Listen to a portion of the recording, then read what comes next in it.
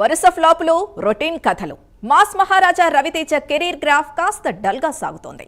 ఈ సమయంలో తన పంథా మార్చుకొని మాస్ ఇమేజ్ ని పక్కకు పెట్టి ఫ్యామిలీ ఆడియన్స్ ని పలకరించేందుకు సిద్ధమయ్యాడు.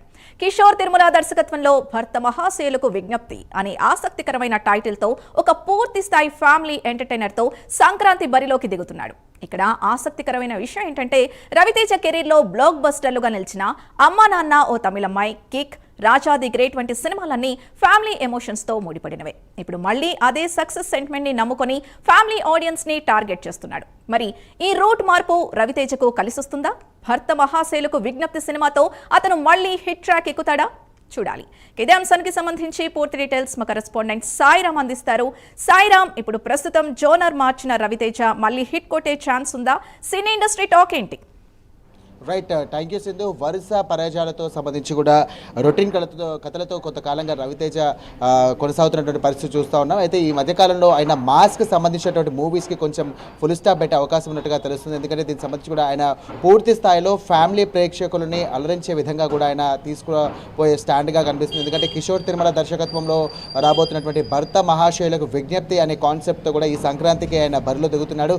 అయితే వరుసగా ఆయన మాస్గా రాజాగా పేరున్న రవితేజ ఏదైతే మూవీస్ అమ్మా నాన్న ఒక తమిళమ్మాయి కానివ్వండి, లేకపోతే క్రాక్ సినిమా కానివ్వండి, లేకపోతే ఈడియట్ సినిమా కానివ్వండి, ఇట్లాంటి సంబంధించి కూడా ప్రధానమైనటువంటి పాత్ర పోషించినటువంటి రవితేజ ఈ మధ్యకాలంలో చూసినట్టయితే వరుస ఫ్లాపులు కూడా ఆయన ఖాతాలో పడ్డాయి. సో ఈ యొక్క పేరుని ఏదైతే ఉందో దాన్ని రూపు మాపాలనే ఉద్దేశంతో కూడా దానికి సంబంధించి ఒక సరికొత్తగా ఫ్యామిలీ ఆడియన్స్కి ఆయన దగ్గర అయ్యే విధంగా కూడా చూస్తామని చెప్పేసి అంటా ఉన్నాడు. అయితే దీనికి సంబంధించి కూడా కిక్ కానివ్వండి, అలాగే రాజా ది గ్రేట్ అనే మూవీస్లో కూడా మనం చూసుకున్నాం. దాదాపుగా అందులో ఎమోషనల్గా కనెక్ట్ అయ్యే విధంగా కూడా ఫ్యామిలీస్కి సంబంధించి ఆ విధంగా కూడా ఆయన ప్రయత్నం చేసి దాంట్లో విజయం సాధించాడు. మొత్తం మీద చూసుకున్నట్టయితే ఇదేసారి మాత్రం ఈసారి సక్సెస్ని నమ్ముకొని ఆయన సెంటిమెంట్ని కూడా నమ్ముకొని ప్రేక్షకులకు ముందుకొచ్చేసి ఈ యొక్క ఫ్యామిలీ ఎంటర్టైనర్ని కూడా ఒక అలరించే విధంగా కూడా స్టాండ్ తీసుకోబోతున్నాడని చెప్పుకోవచ్చు. రాబోయే సంక్రాంతికి సంబంధించి కూడా ఈ యొక్క భర్త మహాశయులకు విజ్ఞప్తి అయితే రిలీజ్ కాబోతుంది. చూడాలి మరి దీనికి సంబంధించి కూడా అసలు ప్రేక్షకులు దీనిపైన ఎలాంటి స్పందన ఇస్తారా, అలాగే ఫ్యామిలీ ఎంటర్టైనర్గా నిలవబోతుందా లేదా అనేది ప్రతి ఒక్కరికి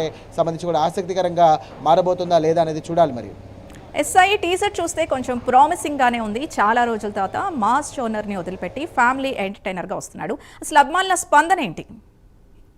అవును, వరుసగా కొంతకాలంగా చూసినట్టయితే రవితేజ ఒక వరుసగా సక్సెస్గా ఉన్నటువంటి హీరో మాత్రం ఆయన ఫ్లాప్స్కి అడ్రస్గా మారిపోయినట్టు చెప్పుకోవచ్చు. ఎందుకంటే ఆయన ఎంచుకున్నటువంటి కథలు ఏదైతే ఉన్నాయో దానికి సంబంధించి కూడా అందులో సరైన డెప్త్ లేకపోవడం వల్లనే ఆయనకు కొంచెం పరాజయాలు వస్తున్నాయని చెప్పేసి కూడా ఇటు అభిమానులు కానివ్వండి, అటు నెటిజన్లు కూడా చాలా మటుకు కామెంట్స్ చేస్తున్నారు. అయితే దీనికి సంబంధించి మనం చూసుకోవచ్చు, దాదాపుగా కిక్ కానివ్వండి, లేకపోతే క్రాక్ కానివ్వండి, మీరు క్రాక్ సినిమా చూసినట్టయితే దాంట్లో మాస్ ఊర మాస్గా కనిపించినటువంటి క్యారెక్టర్లో రవితేజ ఉన్నటువంటి పరిస్థితి చూసాం. అయితే దాంట్లో చూసినట్టయితే ఆ మాస్ని యాక్సెప్ట్ చేసినటువంటి ప్రజలు మరి రాబోయే ఈ యొక్క భర్త మహాశయులకు విజ్ఞప్తి టీజర్ ఆధారంగా ఒకవేళ మరి ప్రేక్షకులు ఆదరిస్తారా లేదా అనే దాని మీద కూడా ఒక సందేహం అయితే ఉంది. ఎందుకంటే ఇటు ఫ్యామిలీ ఎంటర్టైనర్గా ఒక మంచి పేరున్నటువంటి రవితేజ అటు మొత్తం పూర్తిగా కూడా మాస్కి సంబంధించినటువంటి ఒక హీరోగా పేరు పొందిన తర్వాత మళ్ళీ తన రూట్ మార్చి ఇందులోకి ఫ్యామిలీ ఎంటర్టైనర్కి ఒక ప్రిఫరెన్స్ ఇవ్వడం అనేది ఎలా ఉంటుందో అనేది చెప్పేసి కూడా ప్రతి ఒక్కరు కూడా